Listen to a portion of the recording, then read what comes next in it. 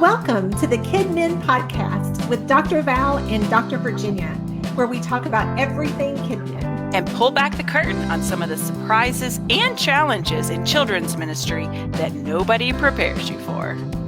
I'm Dr. Val, and together we have over 45 years of experience in children's ministry. I'm Dr. Virginia. Valerie and I met over 10 years ago in our doctoral program at Southeastern Baptist Theological Seminary. We are excited to share with you all the great stuff that we have picked up over the years. We want to minister to you, the children's minister. Welcome, friends. Thank you so much for joining us today. Dr. Virginia and I have a topic that is near and dear to our hearts to discuss today. I have not had a chance to talk to Virginia much over the last few weeks since she has just gotten back from camp and has started off the fall kickoffs and everything at her church. So we thought we would just take a little bit of time today to hear all about camp, because it's one of the things that I miss the most about not serving in a church right now, is that I miss being at camp, because it is truly one of my favorite weeks of the year. I love the way you can connect with kids. I love just the time that you get with them that's unique because you're with them so much, and you get to just have these little conversations all throughout the days and the evenings, and you get to know them better, and you get to hear all of the things that they're stressing over and excited about, and you get to spend just all this time really pointing back to the Word of God, and I just get excited about camp. Well, and you know what's funny is we weren't too far from your neck of the woods. Because we were in northern Alabama was the location we went to, and we plan to go back there next year. So you're saying how much you visit? Come join us for camp next year. Oh, we'll I would meet love you there. that. I would so love that. It would be so much fun, because like I said, I did camp. Well, I just did it for, I did it pretty much every year for 20 years or more. Yeah. And so, I might have missed a year or two in between some, but not very much. And so it was just always one of my favorite things to do. Yeah. So first, let's start off with you just telling me a little bit about your camp prep and what you guys did, how you made your decision about where you were going and what that kind of thing. And then I want to hear all about the week. Yeah, absolutely.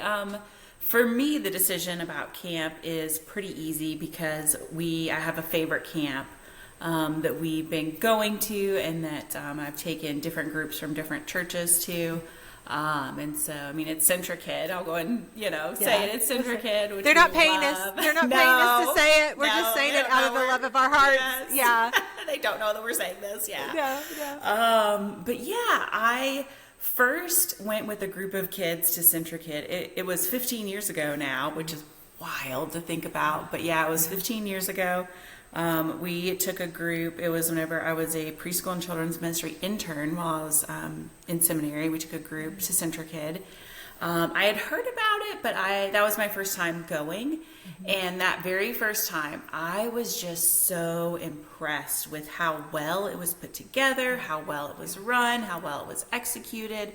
I loved the kids got to pick their track times. They got to pick these activities that they wanted to do. I, of course, loved OMC, Organized Mass Chaos. Oh, I want to talk about that. I want to have a whole conversation about Organized Mass Chaos. Yeah, because I love it so much, and I think we probably have talked about it in other episodes. But we're gonna, we're gonna save that to the end, because I want to talk about Organized Mass Chaos. But yeah, and the other thing that I loved about CentriKid and continue to love is that while the kids are in their grade level Bible studies, that they do an intentional time of like Bible study and investment in the adult leaders, like in the church chaperones. And so I love that they build that into camp, because they know that a lot of these group leaders who are bringing the kids, like we're the people who spend so much of our time with the kids.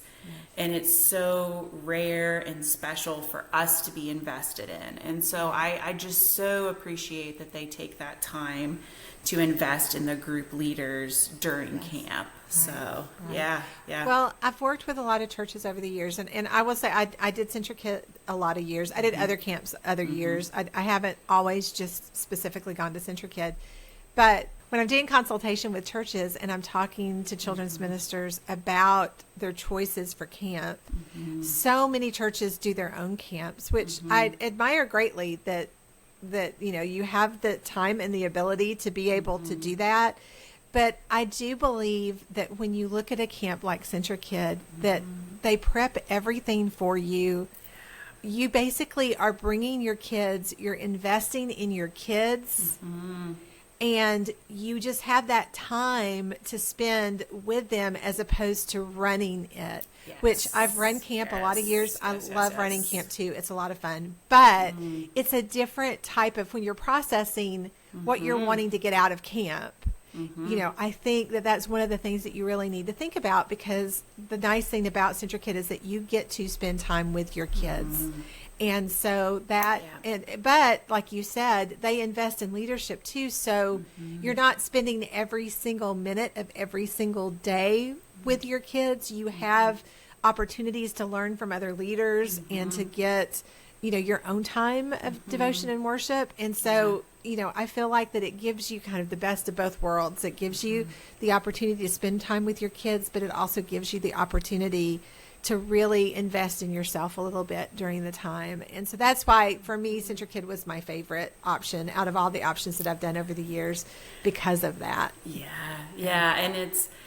And I've, like you said, like run a camp before where it's like we rent out the facilities, but then our church, plans and executes the week. And so that can be, you can have a lot of flexibility in that, which can be nice.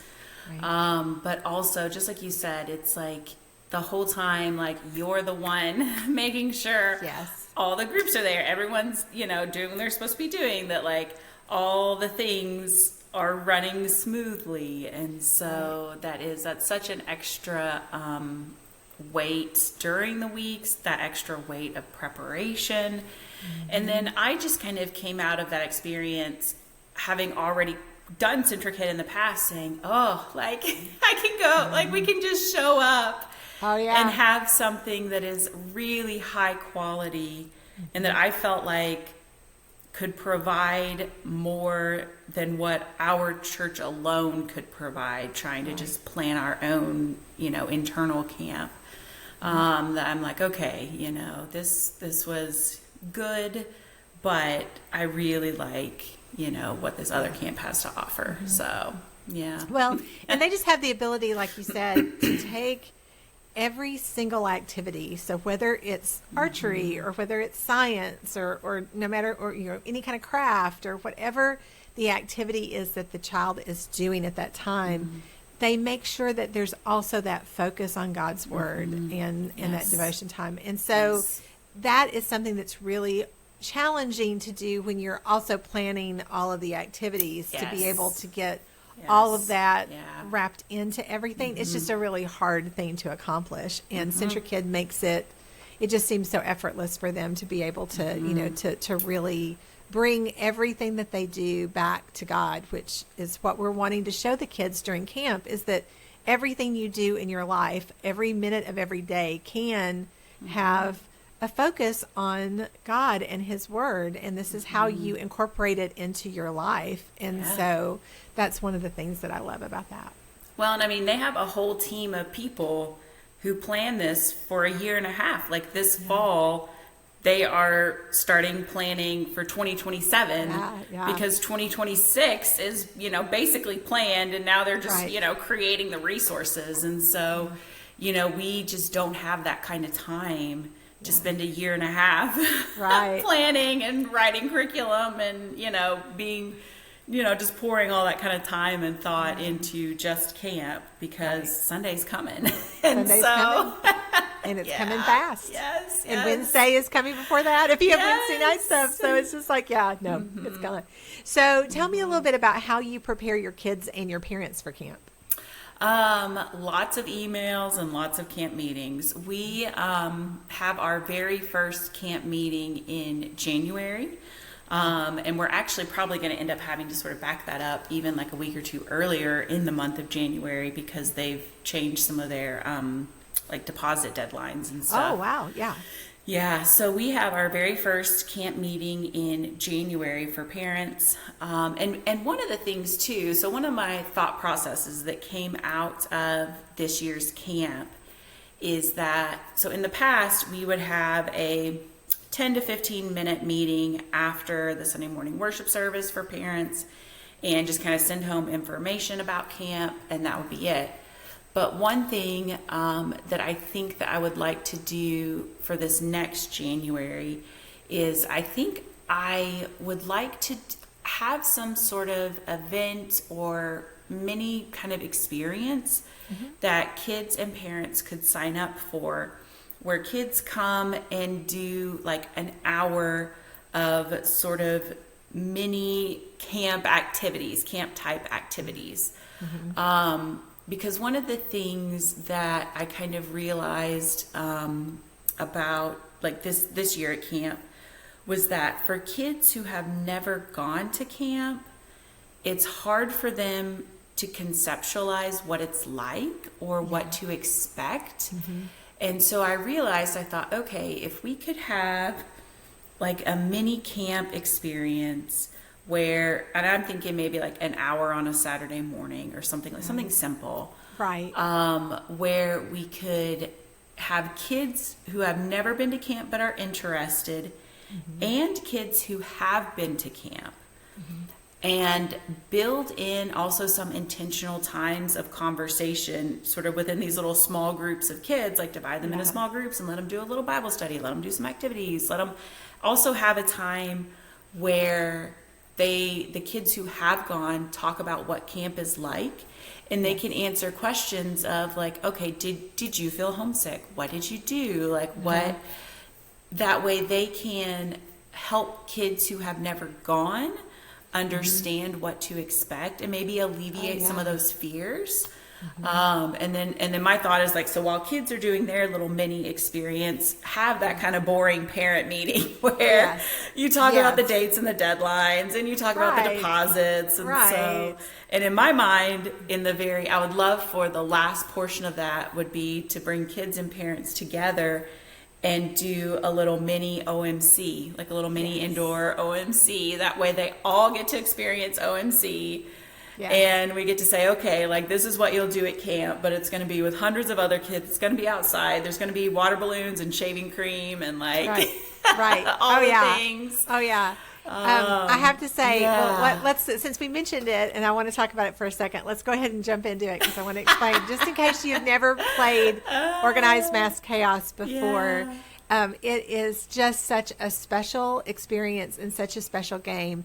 Basically, your group is divided into teams. There's usually 4 teams, and your group is divided into those teams, and you have activity cards, and on the activity cards, it gives them it's basically a mission that they have to accomplish. So they have to find 3 friends and sing "Row, row, row your boat," or they have to grab a jump rope and jump rope 3 times, or they have to get shaving cream and find an adult leader and cover the adult leader in shaving cream. There are different things. And I will say, just for those of you who are like, okay, I'm out, there are outside versions of OMC with shaving cream and water. And then there are ways that you can pull those cards out and only have the clean things. So if you are thinking, oh, I can never do shaving cream and water, you have, it's just as much fun without the shaving cream and water, because I usually did an indoor Organized Mass Chaos once a year at our church, and then we did an outdoor once a year that included parents, because honestly the adults have as much fun, if not more fun, with Organized Mass Chaos than the kids do. And so basically each team tries to complete as many cards as you possibly can complete, and then the team that has the most completed cards when time is called. And so basically there's just like a big no-fly zone in the middle of the course that has all of the equipment that the kids can run and grab. And so it's just, and there are rules to Organized Mass Chaos, even though it sounds like there would not be, but there are certain rules. And it's a really fun game to play. So yeah, so we, I would love to do that, to have an event like that and have like a little mini indoor OMC with kids and parents so they can kind of understand.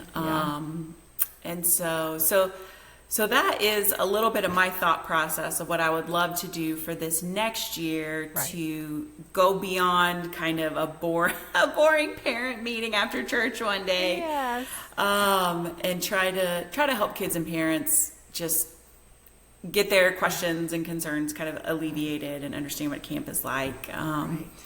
And one of the things that we did too when we did those meetings, or at least I always try to, is to let parents know too that if there are financial concerns for camp, because for me, I never wanted finances to keep a child from being able to go to camp. And there are so many great ways that you can help, either by doing fundraisers or by asking Sunday school adult classes to sponsor children, or for you, I just always built some extra funds into my budget for camp to be able to cover some camp costs for people, so that we made sure that everyone had a chance to go that wanted to go to camp. Because there's a lot of parents that would just say, oh, I can't afford it, we're not even going to consider it. And I would say, no, don't let that keep you from considering it. Let's talk about it. And so yeah, absolutely. Yeah. Like we do the same thing with like scholarships. We have only 2 fundraisers, so we try to be strategic in our fundraisers. Right.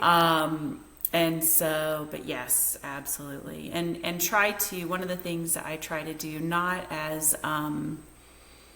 to like make things more complicated, but I do try to set up like a payment kind of plan for parents for camp. Right. Just asking for, like $50, this month, $50 next month, and kind of trying to break it up a little bit as well. That way it feels more manageable. It feels more, like you can kind of bite it off and chew it.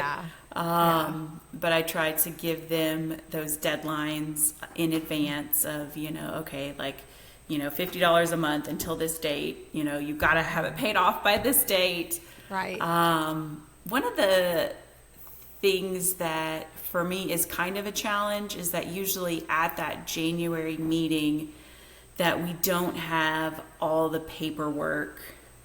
It's not like produced yet for us to give it to parents, get it back from parents. Right.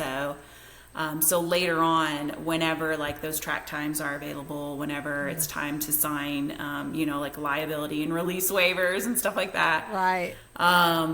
Emailing those out. I had like a second parent meeting, like again in May, where I'm like, okay, like you've got to fill out these waivers. You've got to fill out these forms. You've got to turn them in.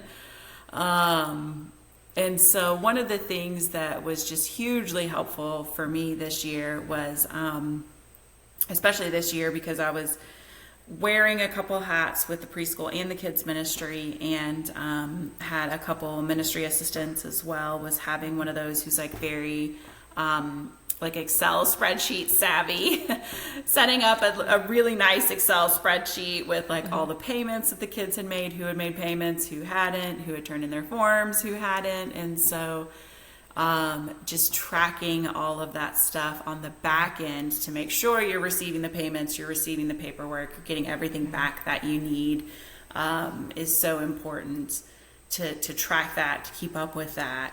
It can be so stressful because it's like I would just get to the point where I felt bad. I'm like, oh my goodness, like I've asked, these same people for this same piece of paperwork like 20 times.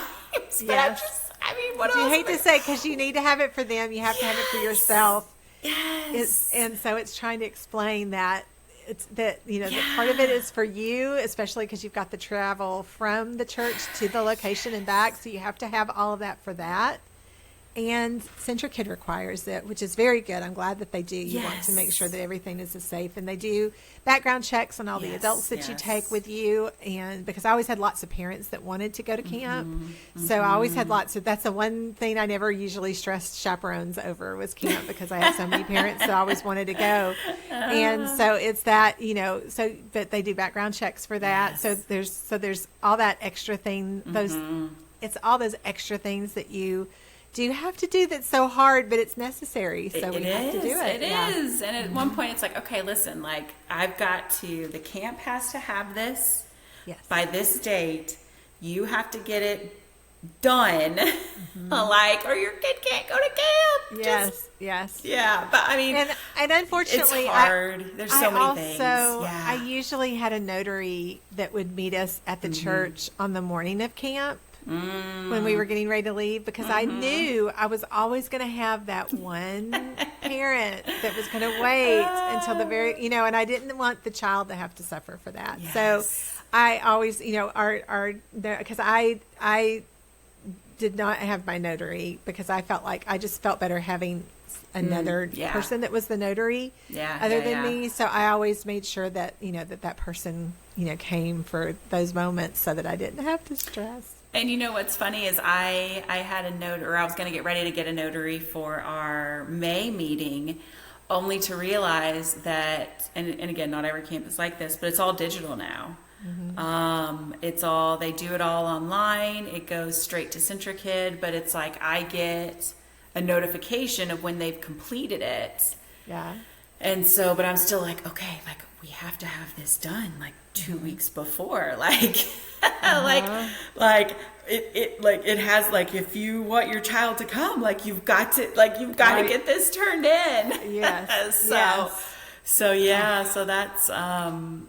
that's one thing. Even just because I think for me, in between the last time I took a group of kids and then this summer it was 4 years since I'd taken a group of kids. And so in the past 4 years, that's one of those things that changed, was doing it all online. I am so glad, because that was one of the hardest parts, was getting all that paperwork together. But again, that means that you have to get on top of everything earlier. So yeah. So I'm still like emailing the links of like, go here, fill it out. So, but I mean, it all worked out and everybody got their stuff in, and it was fine. But definitely having a system to track all of that and to keep up with all of it, because it's so easy for one little piece of paperwork here or there for one person to slip through the cracks. And so and then remembering to fill it out for yourself too, like so it's easy. You never know what might happen at camp. I always tell leaders that, because they were like, I'm good, I've got my meds, I can take care of myself. And I'm like, no. I need to know, because if there's an emergency, and then two, you can't keep your meds on you at camp because they can't be around the kids. So it's one of those things that, like, you have to help people understand. We need this for everybody. Because it's like, listen, if you climb the rock wall and like fall and bonk your head, like we got to be able to tell the emergency, like the EMT people, like what all your medications are. Like, we need it for everybody. So. Yes. All right.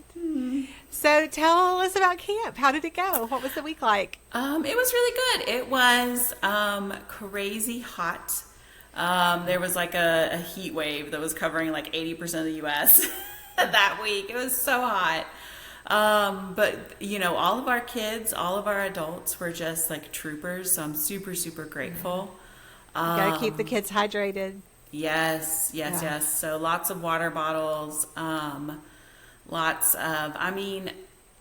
one hand, I understand why campgrounds have in the cafeterias like soda machines, because not every group that comes through is a kids camp. Not every, like their group, like their, church retreats and things in the winter all year long. Like there are people like but part of me is like, I wish they would just like disconnect the soda machines. I'm surprised they didn't. Camp weeks, because we've had that happen before, especially when you have the heat advisories that get so bad, where they would turn the soda off and all you could get was water. Yes. And it drove the kids crazy, but we just had to do it because they were drinking so much soda and not drinking. And then throwing up. Yes. I can remember one of the years the parents one of the parents was really picking on me, because they asked their kid when we got back to the church and got off the bus, so what was your favorite thing about camp?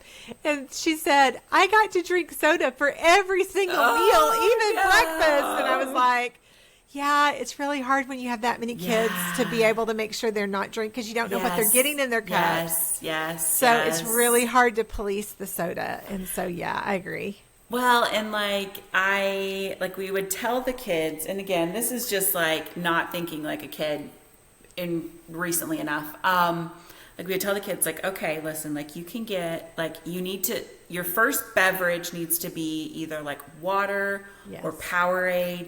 You need to drink that entire, in our mind, like cup. Right. Then your second cup, if you want to get a soda, you can get a soda. And going out of the cafeteria one day with one of our little girls, and she drops her water bottle, her enormous zillion ounce water bottle. Right.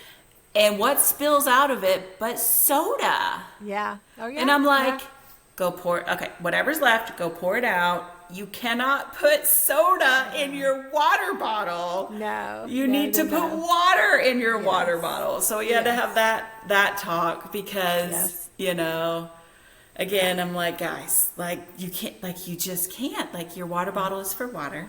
Yeah. Yeah.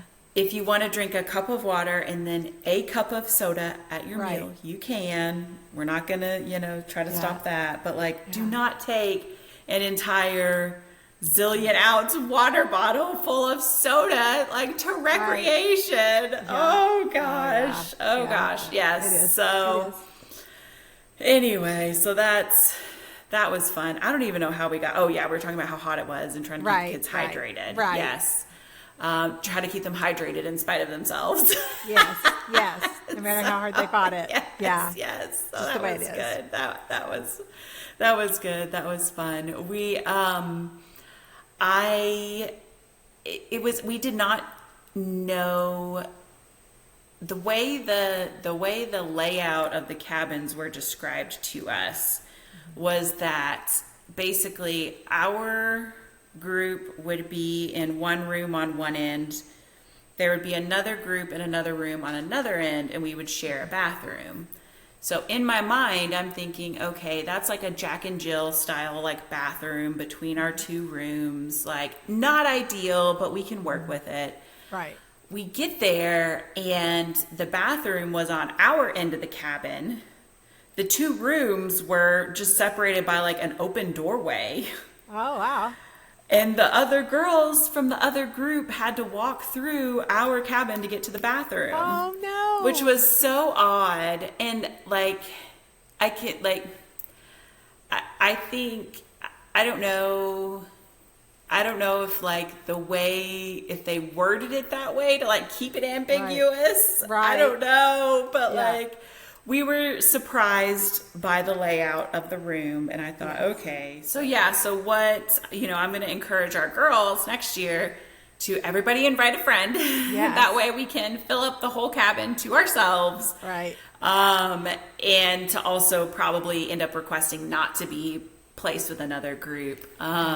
I feel like we definitely made the best of it that we could, and we ended up, some of the girls ended up making friends with the girls on the other side of the cabin, and like in the end it all worked out. But like that first day, like our girl and the other girls would do this too. Like our girls would just stop in the doorway and just like watch what the other girls were doing.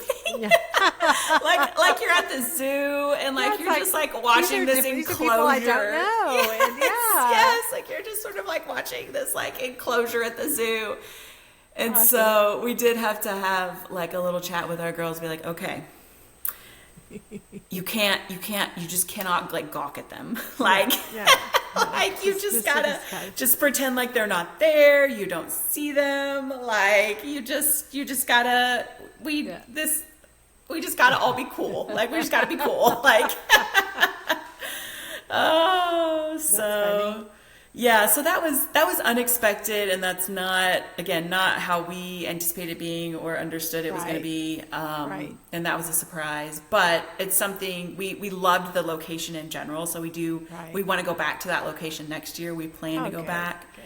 And so we just need to know to plan differently, basically. Yeah. So, but yeah, I mean, our camp location was really wonderful. Yeah, so our location was wonderful. It was in Alabama. It was the Springville Camp and Conference Center. I liked that it was gated, where I don't know that the whole thing was necessarily like enclosed in a fence, but to get on and off property, it was gated. And so I liked that. That kind of gave me this extra layer of like feeling better than just not anyone could drive onto campus. So I liked that. They had like a lake with a blob and a slide, like a really nice big slide, and like some climbing stuff out on the lake, and like this water trampoline, and a zip line over the lake. And so they had all these really nice features at the camp that the kids really enjoyed and really loved. And they were already talking like about, whenever we come back next year, I want to do this, I want to do that. I'm going to get the adventure track because I want to get to do the zip line again, like all that kind of stuff. And so they really loved the location. And the food was good. It was really cute. And I made sure to tell the cafeteria workers this. One of the little girls in our group one day, she was like, "This is good." She was like, "The people at this kitchen need to go teach the people at the kitchen at my school." Hey, when camp food is better than school food, that's a good thing. That is. And so I'm like, okay, we like the food, we like the activities, we feel safe here. So that I'm like, this is, thumbs up. So, camp food has upgraded. My husband and I were talking about it the other day. I said, camp food has upgraded a lot since I went to camp, where we had, hot dogs and chips and Kool-Aid pretty much every meal. That was kind of camp food. Yes. And now it's like they have cafeterias and it can be fancy, and it's like not coming out of a cooler that somebody brought. And, it's good. Yeah, it was. Yeah, the food was, it was good. It was, it was funny because we were kind of laughing. The adults were laughing because every single meal there was some form of fried potatoes. It was different kind of fries. It was crinkle fries. It was regular fries. It was steak fries. It was tater tots. It was hash browns. And we just kind of laughed. We're like, but like kids will eat various forms of fried potatoes. Like they will. So they know what's up. Yeah. So it was. It was a really good week. It was a good camp. We were CentraKid's last camp of the summer. We were that team's last camp of the summer. And for some of our kids, the following week was their first week of school. For others, it was like the pre-planning week, and so they had another week in between when school started. But that was the one, I guess, sort of challenge with this location, is that it is so close to the start of school, but the kids loved it so much. I was like, oh gosh, we've got to come back here next year. Like we can't switch locations. And they all have their heart set on like the zip line and the blob and all the other things. And and it's kind of it's a fun way to end your summer. I think it's a really fun way to kind of cap off the summer and get ready to go back to school. And it gives the parents sort of a week of getting ready for school to start too. So, I think it's a win-win. We always ended up going more at the beginning of the summer. I always did for some reason. I don't know why it always tended to work out that way, but so I think the end of the summer sounds fun. One of the other things that I love about CentraKid, and you can talk about this a little bit, we talked already about how they do devotions in each of the activities, but they also have worship times, and they have a pastor that speaks, and they typically do a salvation message each week. So is that the same experience that you had? Yes. Yeah, absolutely. We did. There's like a morning worship time called I Can't Wait, and it's really cute too, because they have like this whole song about how like I can't wait for my track times. And there's like a whole dance that goes with it. Like I can't wait for, Bible study and recreation. And then there's also an evening worship time as well. And so I like it. I feel like they're very intentional with those gospel presentation times and with opportunities for kids to make a decision.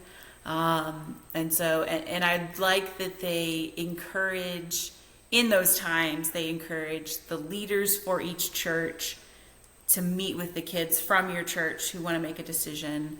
And that they encourage the kids to go to the leaders from their church. Like, obviously they have their, like, the CentriKids staff team who are available, but I like that they encourage the kids and the adults from each church to have those conversations, because they recognize that we're the ones that, know these kids well, that have, spent the whole year ministering to them, or many years ministering to them. And so they recognize that the church leaders are the ones who know these kids the best. And so, whenever it's time for them to have a big conversation or make a big decision, that we're the ones who are probably best equipped to have those conversations with them. So, yeah.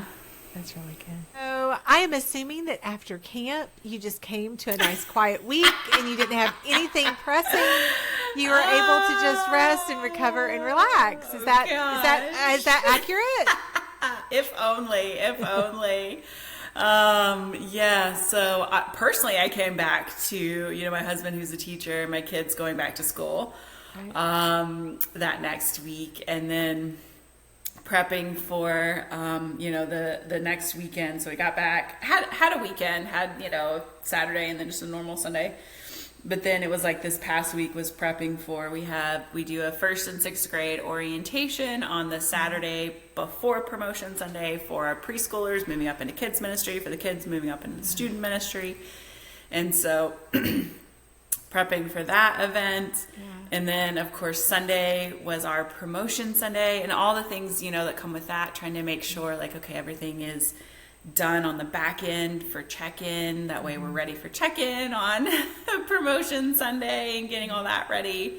And then Sunday night had like a volunteer training event, a large volunteer training event. So it was sort of like come back from a week of camp, maybe take one big deep breath, and then just, immediately launch in. Immediately launch into all the fall stuff.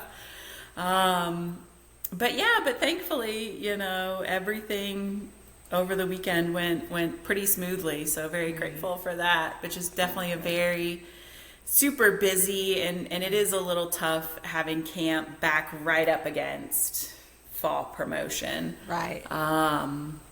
But we loved that location. We had a great week.